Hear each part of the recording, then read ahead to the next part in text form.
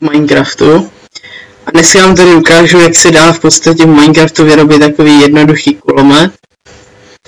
Ale stojí to fakt za to, protože je velice účinný a dá se používat v podstatě furt.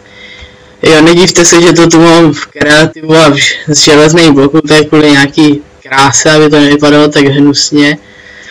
Ale to je jedno. Je to velice jednoduché, dá se to udělat během pár vteřin a já ho teda používám velice často. Tak teď k tomu obvodu. Ten obvod není až tak složitý, dá se udělat během 5 minut. Je to hlavně na tom opakovací, že se v podstatě ten signál redstoneový bude neustále opakovat a nebude dělat nějaký, že se bude furt zpožďovat a tak. Takže dáme 4 redstone toričky takhle kolem spodního obvodu toho. Tady doprostřed dáme redstone a jak vidíte, tak ten signál takhle bliká. Jenže mi nechci, aby nám to blikalo furt, aby to dělalo si co chce, tak sem dáme takhle páčku, když to zmačkne, tak se tam nám ten signál ustálí. Jo, když se ten signál jakoby ustálí, tak to neznamená, že to jednou vystřelí a konec, ale aspoň to nebude střílet pořád. Teď já si to tady nějak trošku obestavím. To je jednoduše. Pak tam mám takový ten dokonalejší, ten udělaný, na to vám to pak předvedu, tady jste ten takový proukázku, pak si to můžete udělat, jak chcete. Tak. Tady to prostě jednoduše takhle propojím. Dám tady takhle 2 dávkovače. Jeden, druhý. Tak. A když to jít odmáčkám, jak to takhle bliká. A já nejvíc jako bych doporučoval jako já bych do toho teda osobně šípy nedával, protože když jsou v tom ty šípy, jak to padá dolů a dostřel je v podstatě skoro nulovej. Já si tam teda osobně dám ohnivý koule, nechávám to na tom, jak si zvážíte. Jednou po druhý. A teď, když chci, aby mi to střílelo prostě hromadně, tak jen zmáčknu páčku a začne to takhle střílet prostě. Jak vidíte, tak to prase, to tam tamhle stojí, to už asi nebude. Tak bude, tak to přežilo. Ono se to vystřílí velmi rychle, protože ono to je fakt rychlý. Jak vidíte, je to v podstatě hodně podpálený, ale jako neříkám, že to je něco superovýho, ale když si tam fakt nastavíte nějaký cíl, který chcete sundat, tak ho prostě sundáte. Já tady pro ukázku tohohle lepšího kulometu prostě takhle ty jedna ohnivá koule, druhá, tak naplním to na ládu jednou, dvakrát. Teď tady naspavnu nějaký kostíky. Tak. Ať to prostě pustím.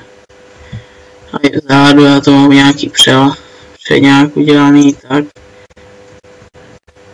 A jak vidíte, trefa, takhle to tady vymlátí. Pokud se to teda trefí. No zatím je vidět, že to má potom hrozně velký dostřel, nějaký ty koule doletí úplně hrozně moc bloků daleko. Omlouvám se za ty lagy, protože se pohybují hodně rychle. Tak to dostřelí až někam, než se to teprve generuje. Tak dostřelíte, jak vidíte, hodně daleko. Ještě tady letěla. Za ty lagy se fakt omlouvám, ale mělo by to fungovat ve všech verzích.